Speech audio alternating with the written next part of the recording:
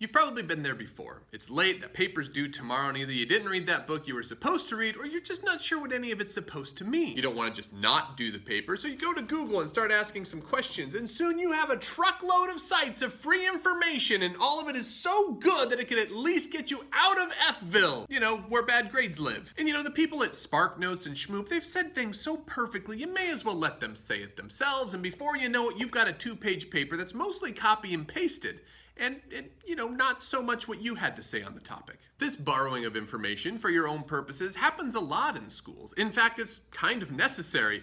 But the way we use information and how it looks in our homework and other assignments can be the difference between getting that grade that makes your mom proud and zeroing out on the biggest assignment of the year. But what makes the difference? What's the difference between cheating and using sources to support your writing? I'm Cale Prindle, and today on Words from the Muck, we talk about how to steal from the best, all while avoiding plagiarism.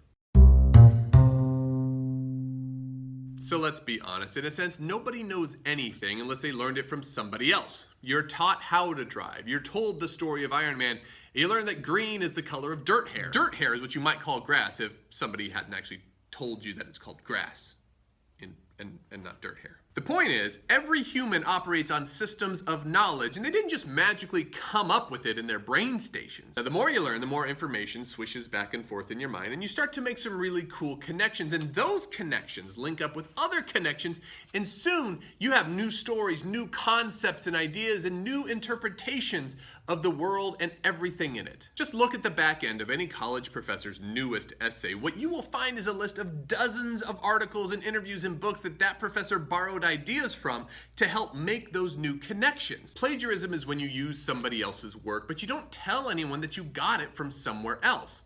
And it's the not telling part that gets you in trouble. Here's how it looks to your teachers. I recently read an analysis of Nikki Giovanni's Kidnap poem, and I knew that this guy wrote it and plagiarized. How did I know? In the analysis, he took the time to explain that Giovanni's line, "Wrap you in the red, black, and green," had to do with immersing somebody in African culture. He knew this, he explained, because red, black, green referred to the colors of the Pan-African flag. Now, I'm not saying it's impossible for somebody to know that without looking it up. I'm just saying that your average 17-year-old, if a teacher sees that kind of insight, they'll be shocked into wondering when you would have ever found that out. In this case, I asked the student, and he admitted that he looked up other analyses to write his own. So this is plagiarism. He looked up information, put it down on his own paper, and gave no indication at all that his analysis was helped along the way by somebody else. So what happens next? If you've been in this position before, you probably got a 0 on your work, and you were probably more than a little upset about it. Why would taking 1 or 2 lines from somebody else zero out the rest of the work you did? To answer that, we need to look at how schools operate and what schools value most. Have you ever heard a joke that was so funny you couldn't breathe for a while?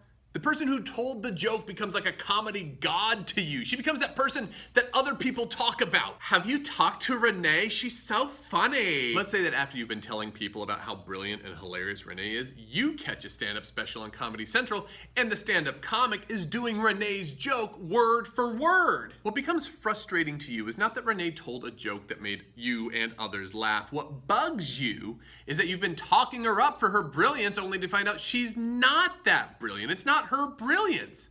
She just copied somebody else's work. School is kind of like that. A school wants to trust you. It expects you to maintain your integrity and your honesty, and it puts a lot of stock in you, your abilities, and your character. That's why you can earn rewards and scholarships for your performance as a learner. And when a school finds out that you haven't been completely honest, they look bad too. So if you're in high school, you lose the points on the assignment, but in college, there's a good chance you're gonna get kicked out. Plagiarism is the highest offense in the academic spaces. You don't play around with it. So what do you do? First, know what your teachers want. Teachers usually don't want a report. If they need information, they know how to use Google too. Instead, teachers wanna see you making connections between the information bits you've been studying. Maybe this means you have to look something up to give you more information to work with. Fine, do it. But you always need to fess up that you've been looking around. One thing I can guarantee is that your teacher will be more understanding to the fact that you dug around on Wikipedia for your paper than she will be if she finds out you copied it without telling her. All of knowledge is the network of connections made based on the information we find. In reality, making those connections is one of the highest goals in a school. It's important to know that your job is not to come up with something out of nothing. Your job is to look at the information you find and write out what you have learned from it. By being honest about your findings, you create an honorable image of your academic self, and that's something your teachers will respect. And you can respect yourself too. Thanks for watching Words from the Muck. In the comments below, go ahead and ask your grammar and writing questions. We'll talk to you down there, or maybe we'll make a future episode specifically on your question. Please like and share our video if you've got people struggling with cheating themselves, and make sure to subscribe for more wordly wisdom. Until next time, farewell, good people. In fact, it's... But of course, when you're... So recently, have you ever heard of all not that you borrowed something and I'll answer him there and my